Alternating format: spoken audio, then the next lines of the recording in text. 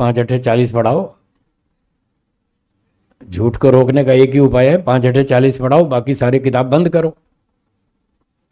राजा करेगा, राजा की जिम्मेदारी है, राजा के पास ताकत है। सारे काम ताकत से होते हैं, शक्ति से होते हैं, उसके लिए शक्ति चाहिए। मोदी जी ने कहा, भाइयों और बहनों, 8 दिसंबर से 500 के और 2000 के नोट बंद हो जाएंगे। देखो ताकत लगा दी ना, सारे बंद कर दिए ना, 1000 के, 500 के और 1000 के 8 दिसंबर से बंद हो जाएंगे। हो गए ना बंद। तो राजा के पास ताकत है, वो जो कहेगा वो करना पड़ेगा। बस अगले ही दिन से लोगों ने फोटो डालनी शुरू कर दी फेसबुक पर, बकरियों को खिला रहे नोट कि अब तो बेकार हो गए 500 के 1000 के नोट तो बेकार हो गए, अब बैंक में जमा कर नहीं सकते तो बकरियों को खिलाओ। और बकरियां चर रही हैं वो सारे नोट खा खा के। तो राजा के पास ताकत है, वो कर सकता है। ब्राह्मण और क्षत्रिय ये 2 लोग संसार को चलाते हैं। 2 व्यक्ति संसार को चलाते हैं मुख्य रूप से, बाकी सपोर्ट औरों का भी होता है, पर जो दिशा निर्देशन होता है वो 2 के हाथ में है, एक ब्राह्मण के, एक क्षत्रिय के। ब्राह्मण तो चलाता है बुद्धिमानों को क्या बोला ब्राह्मण किसको चलाता है? तो जो बुद्धिमान है उसको ब्राह्मण पढ़ा देगा और उसको समझ में आ जाएगी कि ये सही बात है, वो तो ब्राह्मण के समझाने से मान लेगा। और जो बाकी बुद्धिशाली नहीं है वो डंडे से मानते, तो उसको राजा चलाएगा। राजा का डंडा चलेगा, सबको मानना पड़ेगा। जो नहीं मानेगा पुलिस पकड़ेगी, चलो जेल में समझ में आई बात? तो ब्राह्मण और क्षत्रिय ये 2 लोग संसार को चलाते हैं। ब्राह्मण बुद्धि से चलाता है, क्षत्रिय डंडे से चलाता है, ताकत से। तो जिसमें बुद्धि है वो ब्राह्मण से समझ लेगा और वो सुधर जाएगा, ठीक पटरी पे आ जाएगा। और जो मूर्ख है वो फिर डंडे से मानेगा, राजा का डंडा चलेगा तब ठीक होगा। और जब तक राजा को ही ठीक से पता ना हो तब तक ऐसे ही चलेगा जो चल रहा है तब तक ऐसे ही चलेगा। हाँ जी, हाँ, राजा विद्वान होना चाहिए, वेदों का विद्वान होना चाहिए। जो 4 वेद का विद्वान है उसको राजा बनाना चाहिए।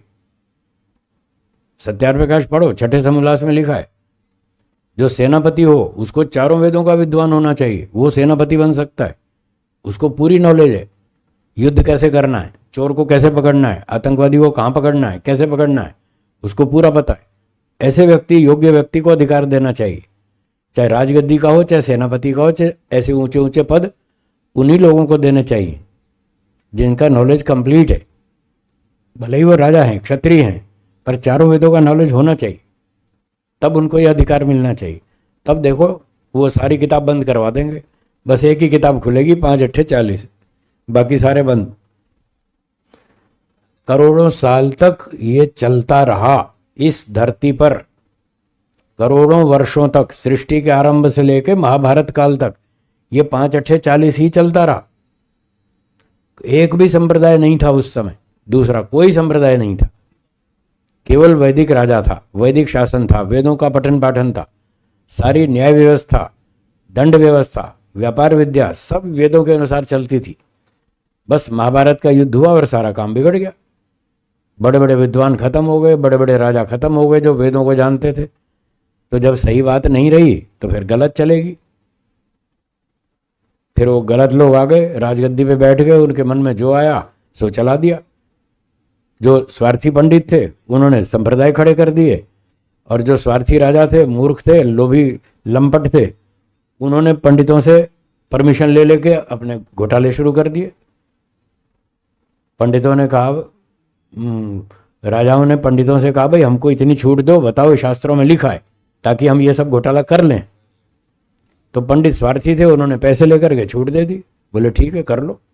और ऐसी ऐसी गलत पुस्तकें बना दी जिनमें ये सारे घोटाले लिख रखे हैं।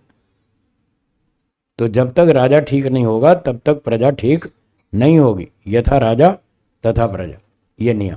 हाँ जी, ईश्वर ने 4 वेद का ज्ञान दिया, वेदों में बताया राजा को कैसा होना चाहिए। विद्वान को कैसा होना चाहिए, वैश्य को कैसा होना चाहिए, और जो 3 में से कुछ भी नहीं बन पाया वो लेबर, वो मजदूरी करे, उसके साथ सहयोग करे। ये सारी बातें वेदों में बताई, और सृष्टि के आरंभ से ही ये सारी वेदों की विद्या है।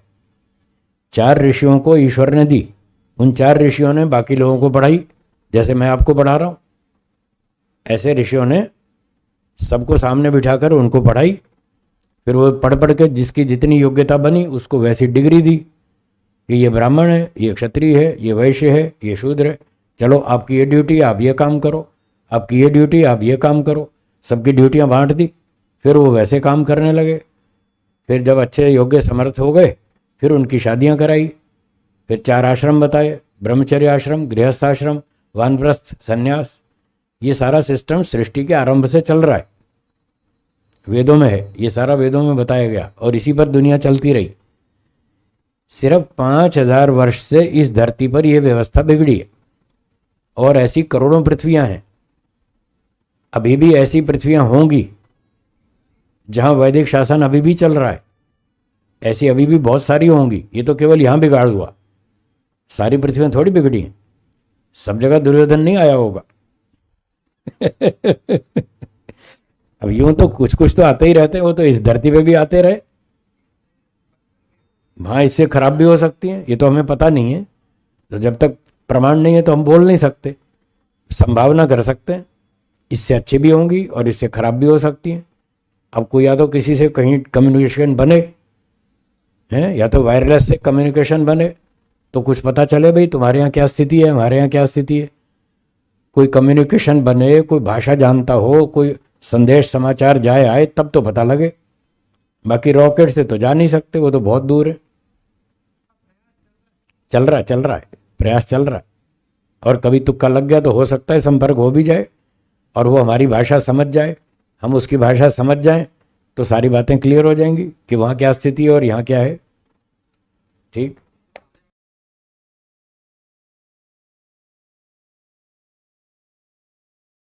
नहीं बताता।